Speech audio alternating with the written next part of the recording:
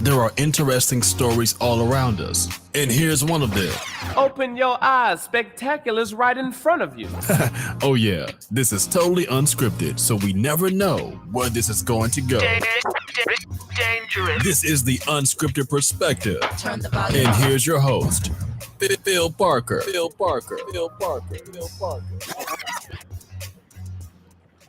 Well, hello. It is a very, very unscheduled live event here at the Unscripted Perspective. I have some amazing guests for a roundtable discussion about mental health and any subject related to that. So, because it's unscripted, it literally can go anywhere. So, what I'm going to do is just go around the table and let everyone introduce themselves so you can have somewhat of an understanding of their backstory. So, Brooke, why don't you kick us off? Hi, I'm Brooke Wright and the host of Shever's podcast, and I interview child abuse survivors, and I also have bipolar. So. All right, cool. What about you, John? All right, my name is John Acosta. I'm the host of the Zulu One podcast. And also Family Constellations and Inherited Unresolved Trauma Facilitator in Family Systems. I do meditations and do train the trainer programs for dealing with inherited unresolved trauma in family systems. Awesome. And Steph, last but not least.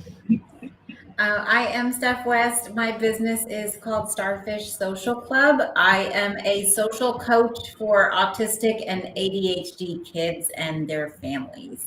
And my podcast is called Social Skills Unscripted. So there we go. Yeah. And Steph, honestly, we've... The way this has gone with how crazy it's gone for the Unscripted Perspective, we connected a while ago, and you got lost in all the DMs on Facebook. So I'm going to take a note out of Brooke's library and start using my emails instead of DMs, because Facebook tends to lose everything that's important for me lately. So let's kick this off, guys. I think the biggest thing for me about having a discussion about mental health is that everybody is going through similar problems and everyone is dealing with it differently. My own issues or unspoken issues are basically I suffer a little bit from depression.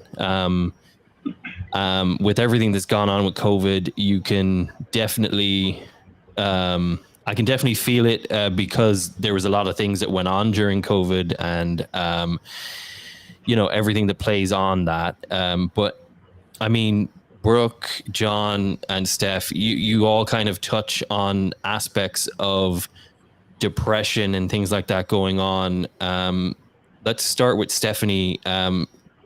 Stephanie or Steph, which would you prefer? I can call you Steph. Okay. Yeah. So if you call me Stephanie, it means you do not know me. Okay. Well, I do know you. So, Steph, you're kind of dealing in a lot of areas that I find very interesting. Where are the issues or the biggest issues for you with mental health? So for the students that I work with, a lot of social anxiety. That's definitely a really big factor. But also because of the challenges that my students have, I'm also ADHD. So just speaking, for the neurodivergent population, we're much more prone to depression and anxiety because we tend to show up differently in the world. And that's not always openly appreciated and accepted. And so for a lot of people who identify as neurodivergent, autistic, ADHD, et cetera, there's much higher instances of depression and anxiety because of just the way that we show up differently in the world. And so I do see that a lot with my students. Like I said, a lot of social anxiety. A lot of my students are just really apprehensive and afraid to even be social because they're concerned about how they will be perceived by other people. And some of my students who are maybe less socially aware, they really have a hard time with the reputation they've created for themselves. And so they can fall into depression pretty easily as well when they're really struggling to make and maintain friendships. I think that plays a lot into adult life as well. I mean, everything that you're describing is something that we kind of go through as we progress out of college, and the connections that you lose because of relationships breaking up, or jobs being lost, or moving across country or internationally, or COVID or death or whatever has happened. Like there's a lot of anxiety around just losing those relationships. And I think COVID had a lot to do with that, because we were so used to being around each other. All of a sudden you're looking at a screen and you're completely detached. And for some people, they're around people that they don't really know that well because they've been out in the world. Like during COVID, marriages were ending like it was the apocalypse or something. And because these relationships were really being tested because of the lack of communication and the disconnection that had happened throughout this process. John, you deal with the families. What can you add to that? Phil, thank you for the question. I think it's a great perspective, and it's a interesting phenomenon that happened during COVID. That almost the unbearable weight of silence happened in some capacity, right? Is that people were, in some way in the systemic momentum of their day-to-day lives of being, angry at traffic or being angry at their coworker.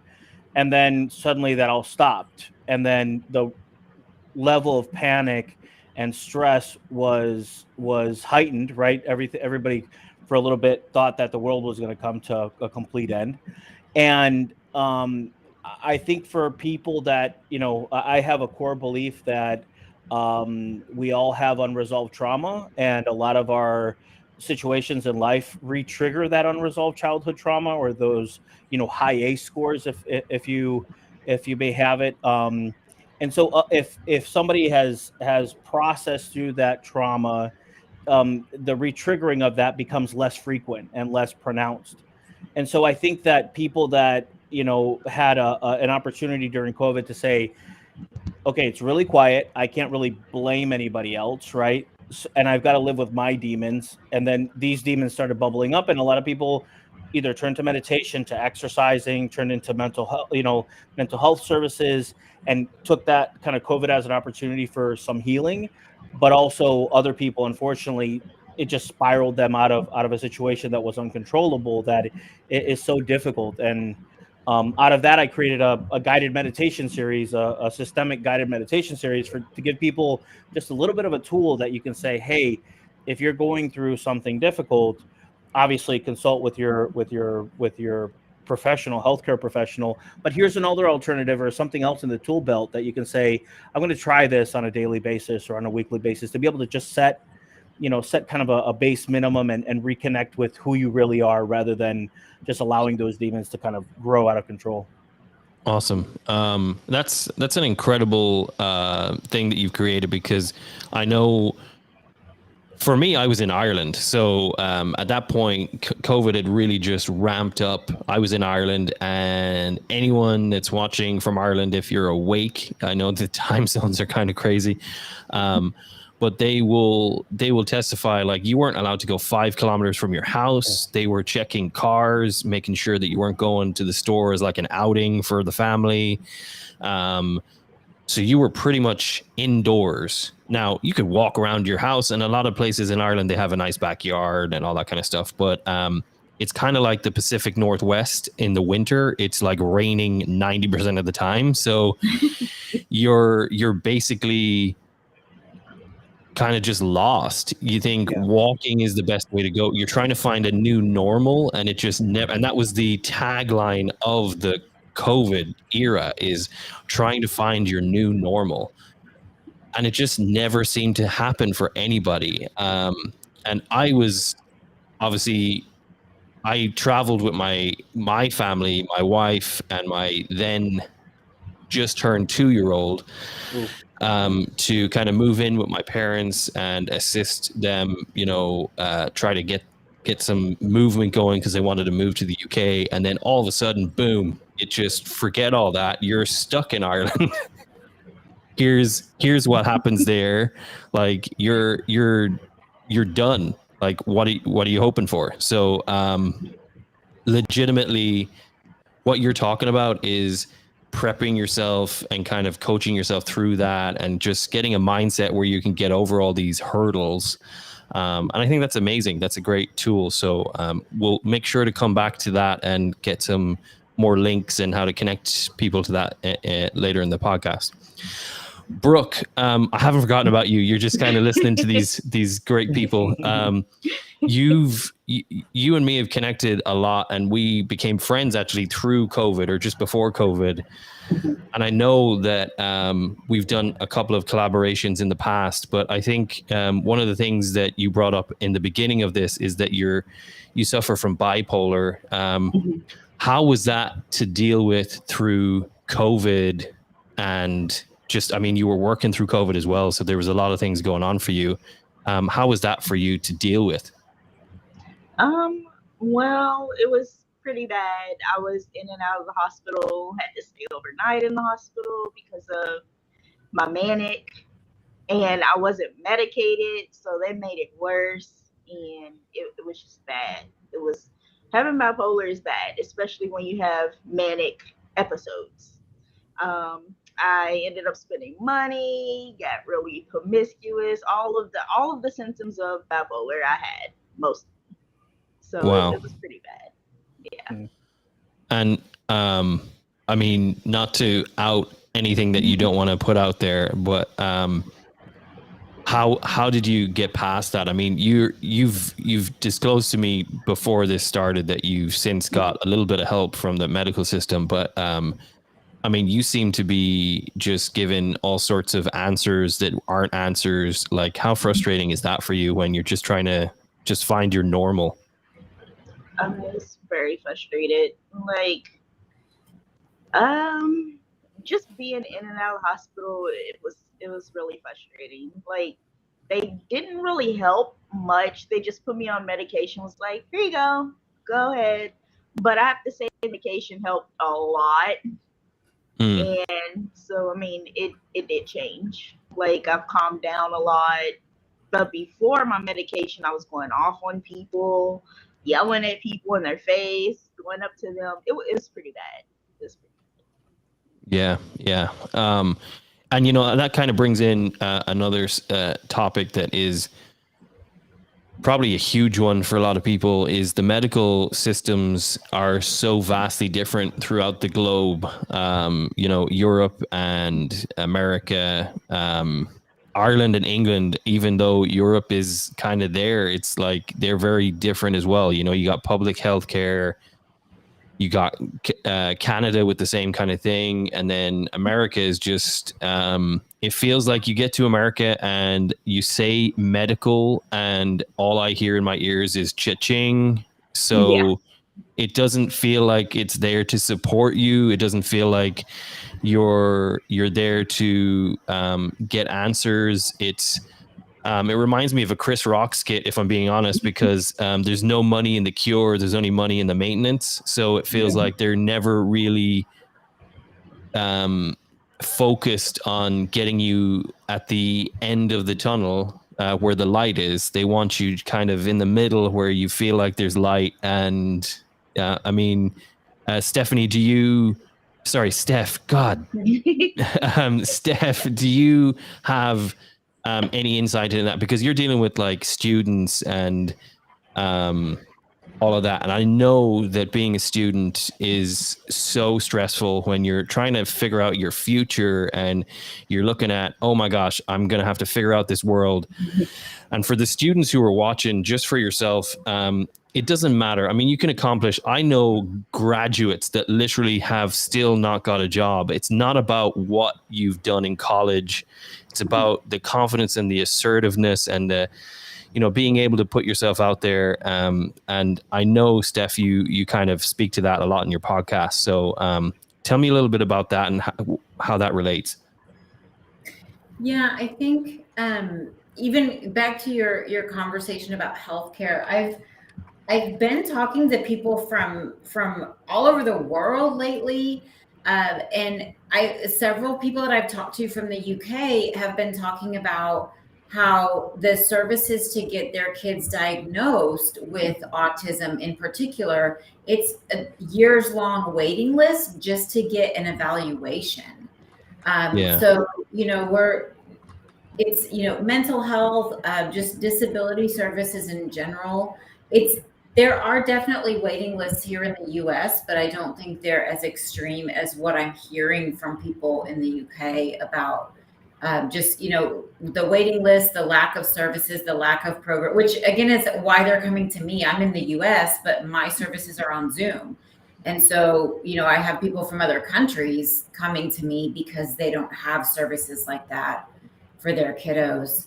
So I think, the availability of services and interventions. And even I was diagnosed with ADHD a couple years ago, and I struggled finding somewhere where I could go and, have my appointments and medication and things like that. And I've chosen to be not medicated because the irony is that I have ADHD. I don't have the patience to deal with doctor's appointments and medication. Like I sure have the patience for that. And so I was on medication, and then my provider canceled an appointment. I live in Texas, and we had ice for a few days, and the city shut down. And so I had a Zoom I had a tele appointment, and she canceled it. And I was like, that doesn't even make sense. So she canceled our appointment, and I just didn't have the patience to deal with it again. And so I've been unmedicated since then. That was a year and a half ago. So that's the irony, is you can't make it. Yeah, I mean, that's tough. It is extremely tough, John, and I honestly, it is one of the biggest pain points for me about all of this is the miseducation or lack of education about the conditions in which people are suffering the most from. Like ADHD is one of the most diagnosed things that I've heard, and depression for that matter, over the last 2 or 3 years. And nobody knows what that means. Ask anyone. I think they did a poll where they asked 100 people. It was like Family Fortune in a way, but ask 100 people what ADHD is, and they literally got 100 different answers. There was no understanding of what it meant. And the description of it and what people go through is like, one of my friends described it as literally you're starting something and you start cleaning, and then all of a sudden, you found this thing in the drawer, and you're like, oh crap, I should have done that last week. And then you go over and you start doing that task.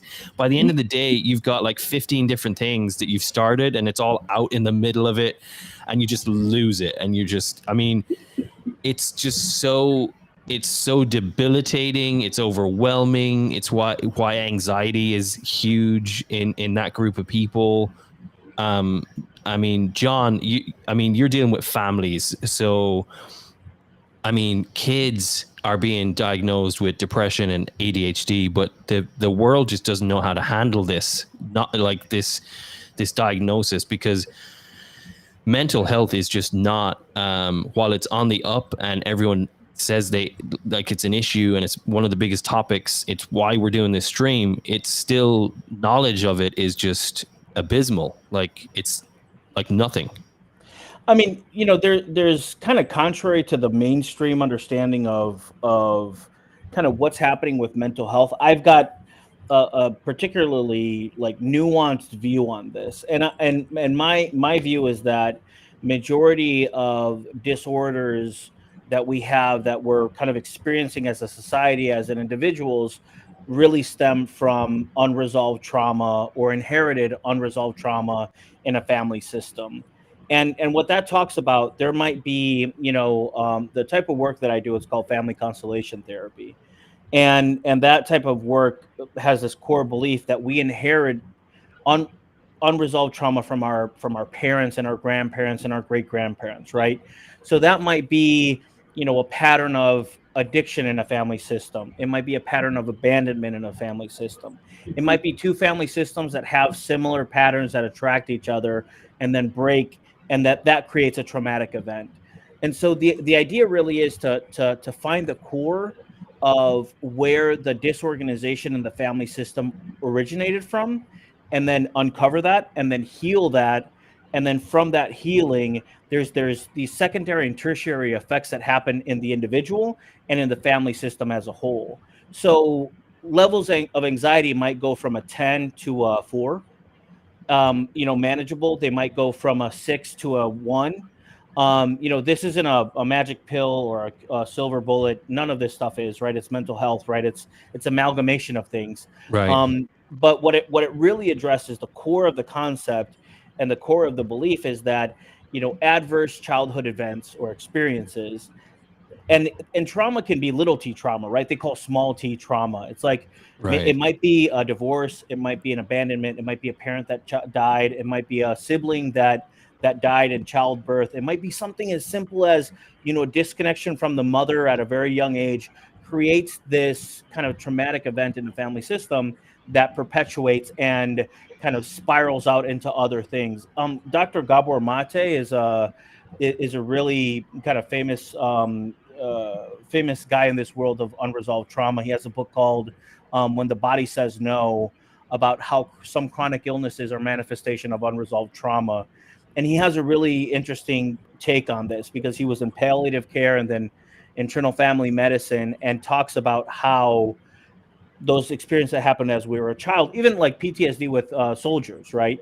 Here, I'll give a quick example.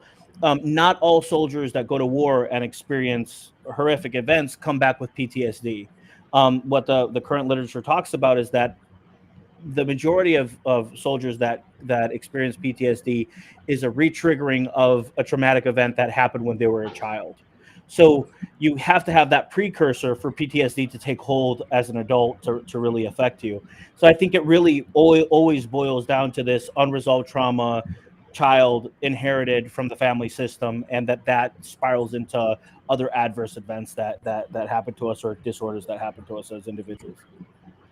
And it's a great point because, everybody, it really just plays into the fact that one of the other things I hate is that it feels like mental health tries to make one hat fit all people, and it's not the case. My situation is very different to Brooks or Steph's or John's, and they have this pill and it's supposed to do all these things for that one person, and it doesn't always work that way. In fact, Brooke, you have the most experience with this. How many medications have you gone through to figure out your situation? I've done the same thing. It's just so crazy that they just start throwing pills at you and just hope something sticks. It's not, they don't tend to deal with the psychological aspects. It's always medicine or chemicals that seem to be thrown at the situation, when realistically it could be just as simple as therapy. I've had guests on the recorded version of this, the audio version, I should say, of this, and it's like they preach the same thing. It's just too much of the chemical answers and not enough of the psychological answers. I honestly, I don't know how we get past that as a society. Brooke, so we talked about like the difference of the medicines and stuff. Tell me a little bit about that experience, just to kind of get some relevance to that comment I just made. Like, how many times have you gone back, and how many times have they given you different pills and all that kind of stuff? Because I know that you've kind of been off and on medicine, and sometimes it doesn't work. I know for me, that's kind of what happened in my situation. I've literally given up on it at this stage. I'm just like, whatever. What experience is that for you? Surprisingly, all of the medications they gave me worked perfectly fine. Like, I was good with all of them, but this new one they got me on, it's pretty good. It's really good. So, I mean, yeah, John, go ahead. Yeah, I was gonna make a comment on that, because I think you guys bring up a great point, but I think there's kind of option D, all the above. Yeah. Is that, medication is incredibly effective for a scenario, right? If somebody's in a crisis, if somebody's in, kind of out of their boundaries, right? And you said, let's get an intervention quickly and get an effective way of providing this person, some reprieve during the situation. But then you combine that with kind of, that a multitude of different disciplines to be able to deal with kind of the long-term effects of what that trauma is. Because what the medical system in the United States has said, we're just going to use the simple, answer for the long term, and then that, just kind of buries the effects. Because at the end of the day, anxiety, depression, rage, abandonment are all signals that there's something else going on that's in the system. Anxiety is an alarm system, right? It's an alarm saying, hey, you're in fight or flight for a reason. You're in fight or flight because there's something that you have to look at, right? We can't just ignore the alarms that are happening in our house and cover them up with pillows. The alarm's still going off. So it's like, it can be this all of the above approach to say, hey, okay, let's put the pillow on the alarm, figure out what's going on, and then at some point, under supervision and care, and this might be, some people that go through yoga, meditation. Some people find this in religion, traditional therapy, many different modalities. Take that pillow off and deal with the alarm, and then kind of taper off in that way. But it's this like really holistic, systemic approach to it. Right. And I 100% agree with you. Steph, you're going to know more on this subject, because I personally know at least 10 students that have been diagnosed with depression, ADHD, or something similar. And instead of addressing, like he said, addressing the cause, they're giving you the pill and not really finding your way off the pill. So you just become dependent on this chemical, which, let's be honest, like, the body isn't supposed to have these pills. Otherwise, we'd just be taking them since we were born, kind of action. So it's like, you got to find a way away from these medications. And I'm not saying that there is always a way out, but on these medications, we learn how to manage our emotions and do these and just manage situations to when we're off these meds, we can then, I suppose, wean our way back into society where we're kind of living the norm again and managing those aspects that were bothering us before, so they're not coming back and hitting us so hard. You deal with that a lot with your students. What are you seeing from that end of it? I think part of the reason that medication tends to be the go-to is because other interventions require people. They require manpower. So you can't send everybody to therapy when there's not enough therapists for that. I think there's a huge therapist shortage since COVID, right? Because the need for it has escalated so much. So I think there's just a big logistical challenge with treating things in ways, because medication it doesn't require more manpower. You're just producing more medication. But if you're talking about therapy and counseling and things like that, you need people actually supplying that service.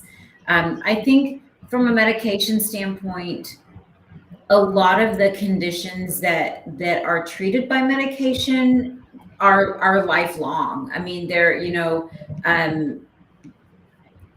for a lot of people who take ADHD medication will do so for their entire life. And my take on it, I have a lot of parents who ask me my perspective on medication. And it's that I feel like when somebody's symptoms are interfering with their ability to function, then medication is definitely something to be discussed.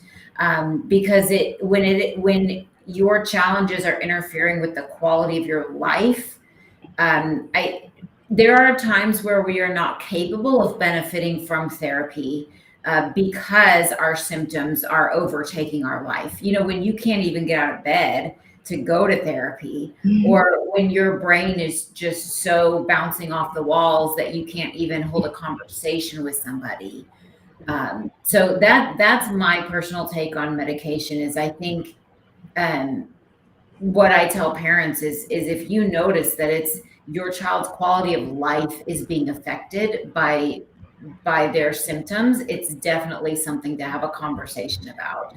And I do think there are times where people can, once they are medicated, then they can benefit from skill training, therapy, things like that. And they may get to the point where they choose not to take medication anymore.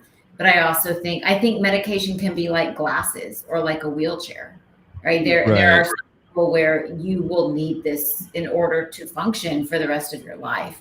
So I think it's very situational, but that's my bottom line is if it's interfering with your ability to function, then I think sometimes medication is a short-term solution. Sometimes it's a permanent solution. Solution may not be the best word, but yeah, like a Band-Aid almost. Intervention. So I guess I get, yeah. I guess the question for the room then is there a fix for this situation? I mean, is there the right way for this? Because it is situational. I think the medical industry itself needs a major overhaul, in my opinion, just how it's handling mental health as a whole. I know there is a shortage of therapists, but I've noticed that independent therapy, like people who are going out on their own that aren't necessarily connected to the hospitals, I'm seeing a lot of counselors and therapists opening their own offices and doing very well because of the fact that there is shortages. So I mean, is there an answer for this? Like, are we, I know, John, you deal with families a lot, and Steph, you deal with the students and everything.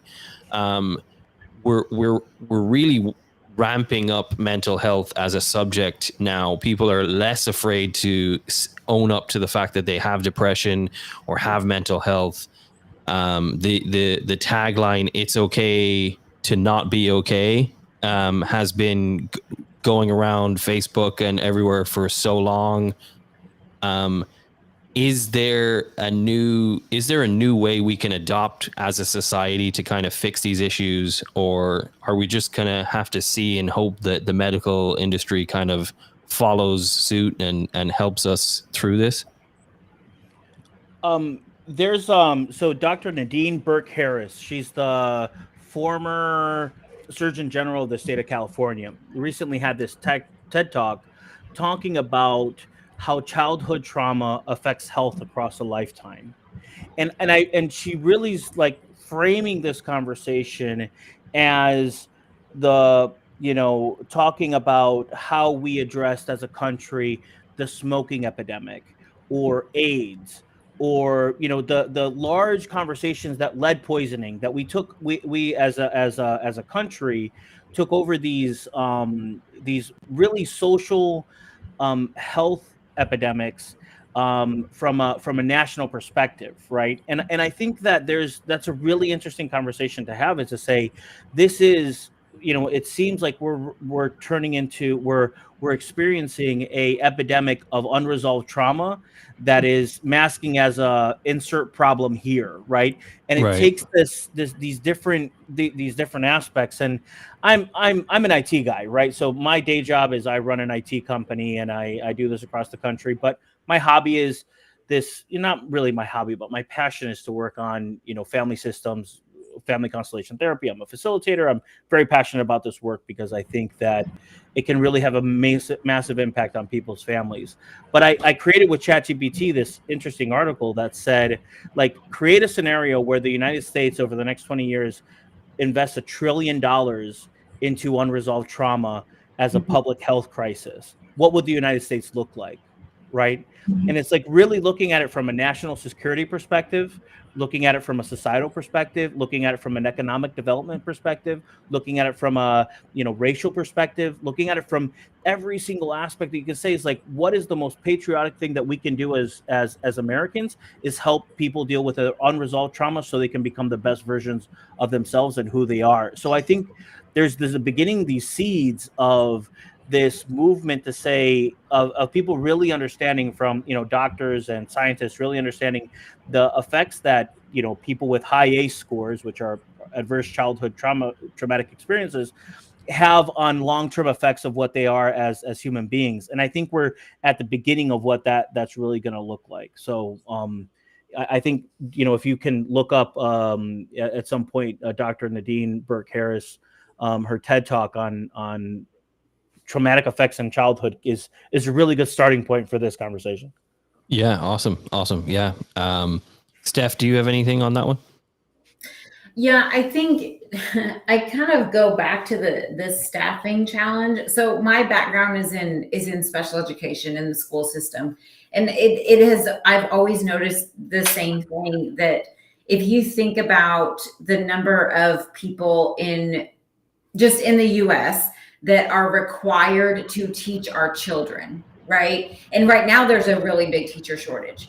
So you think about the number of people that we need to teach the kids that we have, and it's just logistically impossible that all of them are really great at what they do. I mean, it's just logistically impossible that there are enough people in the profession to meet the needs. And I think it's a very similar situation in the mental health field.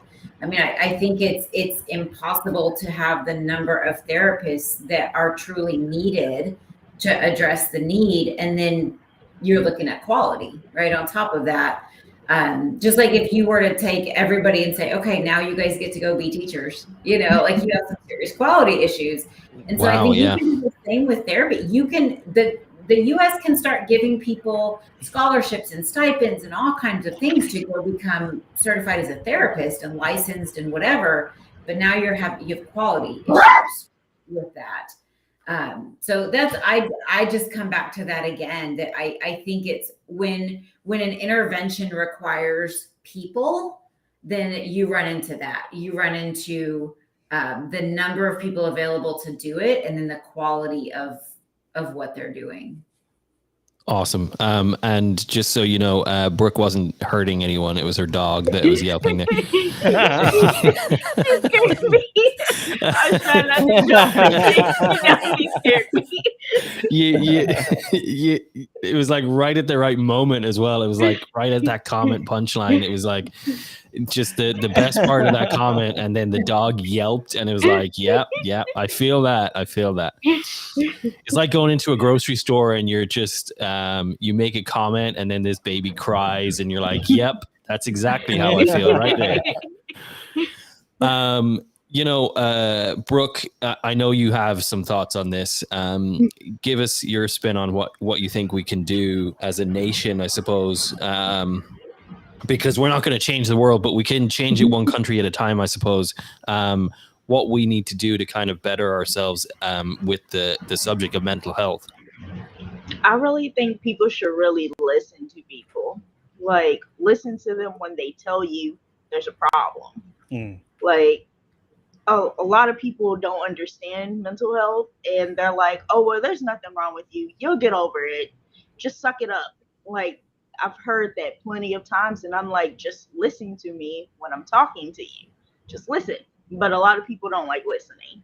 They like to talk over you or put their intake on how you're feeling. And I'm like, that's not right. So I just think people should really listen to people when they're telling you there's a problem. Right. I mean, coming from the corporate side of things, I can tell you that I've noticed just over the last 3 years that almost all the big corporations have started to really recognize mental health as something that they need to focus on for their employees. You have mental health days. You have conversations with your HR person that may not have happened 4 or 5 years ago. And being a leader as in the corporate world, which I am, you also now have to be more receptive to these things that could be going on with people. So there's a lot of leaders out there that aren't trained to be able to deal with the situations that come up with mental health. So I feel like it's not just the medical industry necessarily that needs to rebrand or do its due diligence. I feel like everybody just needs to be retrained, re-educated, kind of given a perspective, not to play on the title of the podcast or anything, but given a perspective to really understand where everyone is coming from when they say, hey, I don't feel good. And I don't mean I'm coughing. I feel like this isn't working for me. I need to figure this out. Like I'll be completely honest with you. I just left a job for one of those reasons. So false promises, leadership that wasn't, it just wasn't receptive. That was, we've all heard the term gaslighting, like all these things, literally everything, tick a box, pick a number, you know what I mean? It was just everything that, and me as a person, I've decided that I'm going to do better for myself because I also have a family and I have to be 100% for my family. And I'm not going to let an outside influence that is just not necessarily playing the game the way they should affect me in that way. But not everybody's in a position where they can figure that out for themselves. John, you're kind of in the corporate world as well. You're in the IT sector, and I don't want to bring that into it too much, but I mean, advice for people who are kind of stuck in a career or a situation where mentally they just need to figure it out or step away. Like, what is your best advice? I would say, can you cuss on this podcast? Yeah, go ahead. Go ahead. Yeah. I mean, I have a saying that is very important, and it can be as small or as big as you like it to be, but it really is work on your shit. Like the bottom line is work on your shit. Is like read a book, listen to a podcast, meditate, get a mentor, and I know you might, some people can't even make the first step to do that, right? But find some connection that you can start building on, or take a step towards that micro direction that you can start working on your stuff, right? Because I very much believe that we create environments that we believe that in our core we deserve. So if we're like, if we have these, if our childhood was traumatic and chaos and abandoned and abused, and our natural environments will, unless we deal with that stuff, will create environments around us or participate unconsciously in environments that are like that. So really is work on your shit. Read a book, listen to a podcast, whatever, like go to church, meditate, do kung fu, whatever you have to do to just do a little bit of a movement in the right direction to start building some momentum on. And that can take decades to be able to do, but it's never late to start on that process. Yeah, I agree with you 100%. And then also, when you say setting up your surroundings and putting yourself in a position where you're comfortable, I resonate with that 100%. And I know Steph is all about that as well, because with the Starfish Social Club, it's a major, and I really, really resonate with that, because I know me and Brooke, we don't talk daily, but like we're always messaging each other. And one of the things that I always try to do with Brooke, and she does really well with me, is we always check in. Like, it's, even if it's just, hey buddy, how you doing? Like, are you doing okay? Like, just kind of allowing the venting to happen if there is any, and if not, I'm good or whatever. And that's really the social aspect that needs to happen. I have some amazing friends in my life that do that as well. Not to call out anyone, but like I'm just very, very lucky to be surrounded by people that allow that to happen for me. So Steph, you tell us a little bit about the Starfish Social Club, because that is something that I was hugely interested in before we did this ad hoc kind of live stream. Tell us a little bit about that, because I love that. The social aspect of mental health is something that I'm very, very, very interested in.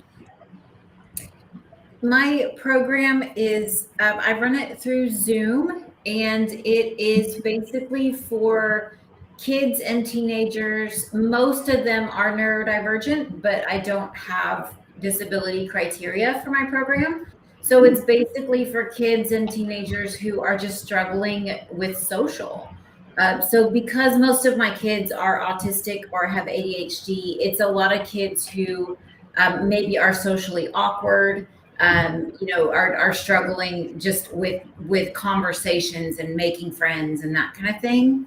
Like I mentioned before, I have a lot of kids that have social anxiety.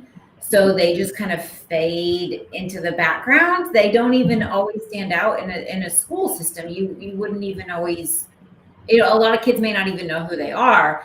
And if they're not doing poorly academically, then they don't stand out to school staff usually either. They're just the quiet kid in the back of the room, but really they're consumed by anxiety. They won't ask questions. They won't ask for help. They won't even do things like ask to go to the bathroom because they're trying not to draw attention to themselves. So in my program, there's two components to it. One part is I've created my own curriculum, and I basically teach my students how to create the reputation that they want for themselves. I teach them how to do that because we've all created a reputation by default.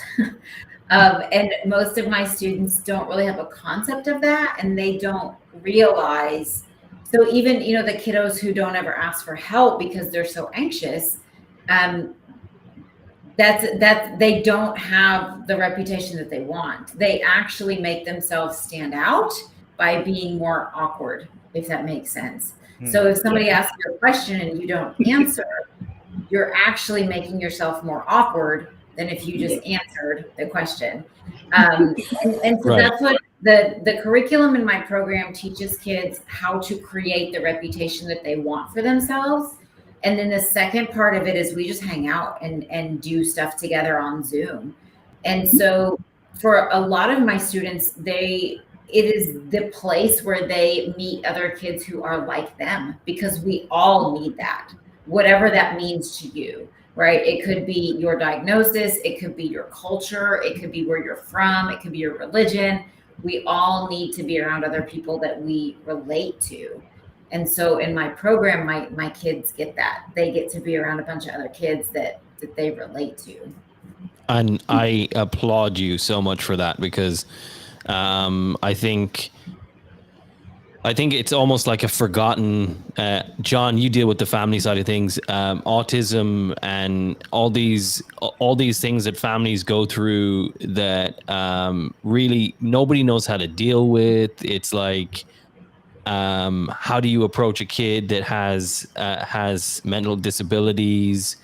You don't really want to do, like, it's socially, everyone gets really awkward. And I honestly, it's COVID is to blame for a lot of this, but I don't think people were very, they weren't great before it, but like now we're not able to socialize with people who are the same kind of mental health as us. And so now we're meeting these kids, and I was just at the park today, and lovely, gorgeous little boy trying to play with Rory, my 4-year-old. And Rory obviously doesn't know, like he has no idea, like he's just playing and everything. And it was just such a beautiful picture, because it's how society should look. It's like we're not looking at or judging or really noticing anything. It's just two kids playing in the park. And like he ended up pushing Rory on the swings, and it was just man, it was magical. It really was. But that's really what we're talking about here. The Starfish Social Club is essentially helping these kids to build social connections. So when you're around people that may not understand your social hindrances or anything, or like they can deal with that. John, you deal with that on a regular basis with the family stuff. Like, can you speak to that at all? Yeah, so I'll tell you a very, very, very personal story for me. My son, I've got a 10-year-old and a 7-year-old, a 10-year-old boy and a 7-year-old girl, and my son suffered from a inexplicable level of anxiety, to the point where it was, with my wife, like he had to be in constant contact with my wife, and if he heard like the door close or me move a car, he would dart out of the house, like running after the car, because he thought, like, he had this. I don't know if it was abandonment anxiety or what it was, but he would, to the point that he would pinch his belly, to a very hard, degree, just like kind of almost like punishing himself.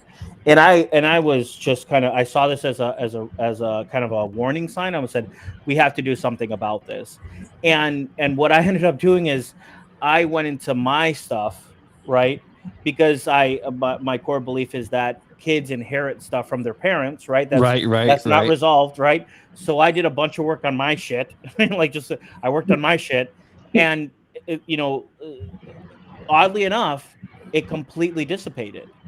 I there was an issue in my family system that I dealt with, and I was able to deal with and get to that core, and it just really dissipated. I don't know if it could have been that. We also put him in Brazilian jiu-jitsu at the same time so he could work out some of that anxiety, but I don't know if it was the combination of the physicality and the system work that happened, but it's a success story. It's completely anecdotal. It's my anecdote. I don't have any data to back it up, but I can tell you that I do this work a lot, and it worked for me and it worked for my system. So that's, from that experience, I can give you a really real example of what happened in my particular family. Wow. Yeah, I mean, maybe it's he was afraid of abandonment or whatever, but now he knows if you leave, when you come back, he's going to kick your ass with his jiu-jitsu he just learned. Yeah, exactly. Yeah. With Rory, I know social connection is very valued to him, and one of the things he gets pretty upset by if he's not able to do that is saying goodbye in the morning. Like if I'm going to work, if he doesn't get a goodbye out of me, like now I've set up things to where if he's sleeping and he wakes up, I'm gone, he can call me kind of thing. But like he calls me on the Alexa app or whatever, and he's just like, hey, you didn't wake me up. And he's like 4. This is a 4-year-old that has the know-how to do all this kind of stuff.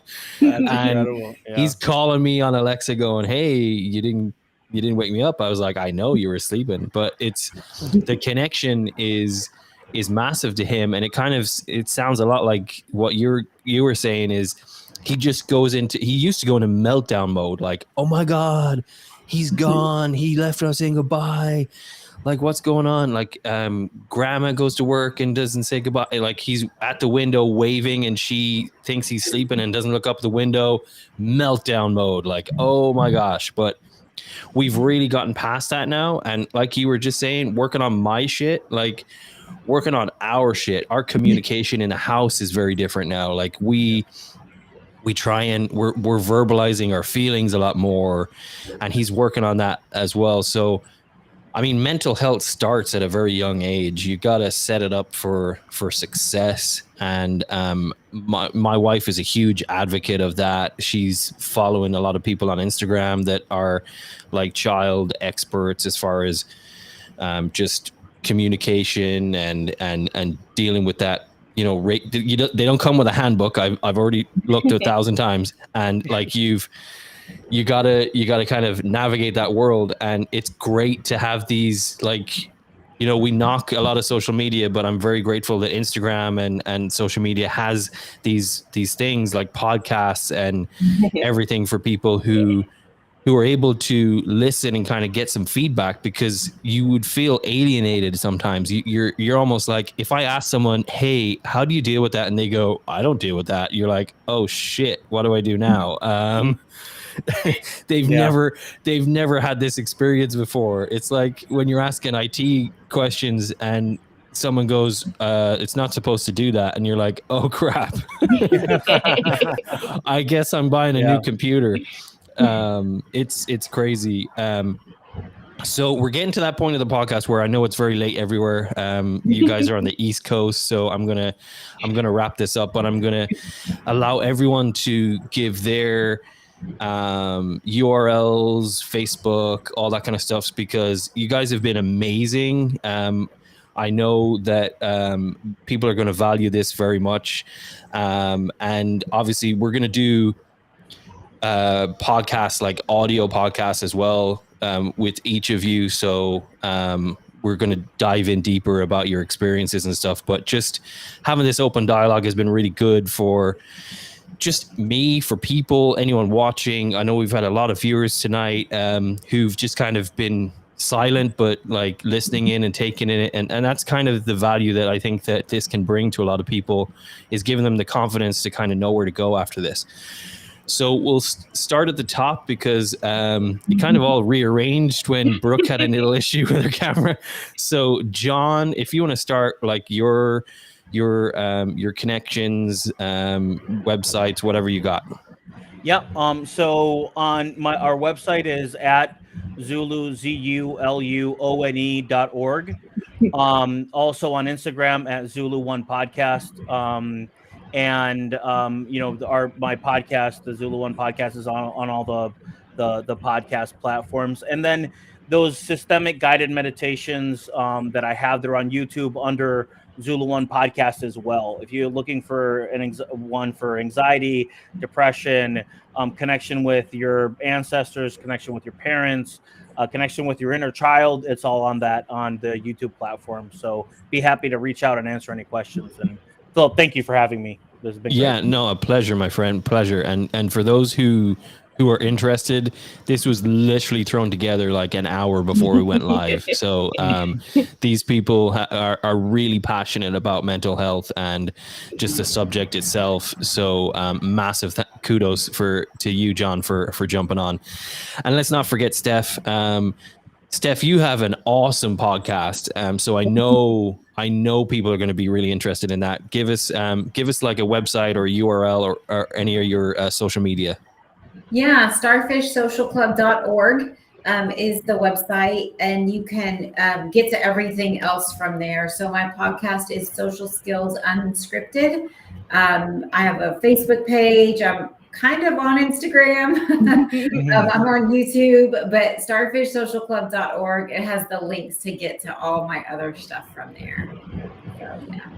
Awesome. Well, that was easy. I've just noticed that my video is like seriously lagging, and my hands are all over the place, like at the wrong moment. So if I'm doing hand movements, like in the middle of people talking, man, that I just went a whole hour without even realizing that. That's crazy.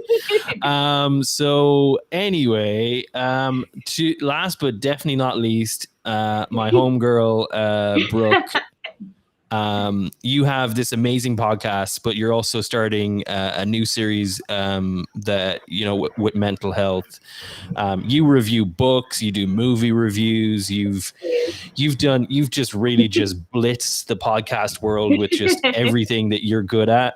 But give my listeners something to go to so we can kind of follow you more as well.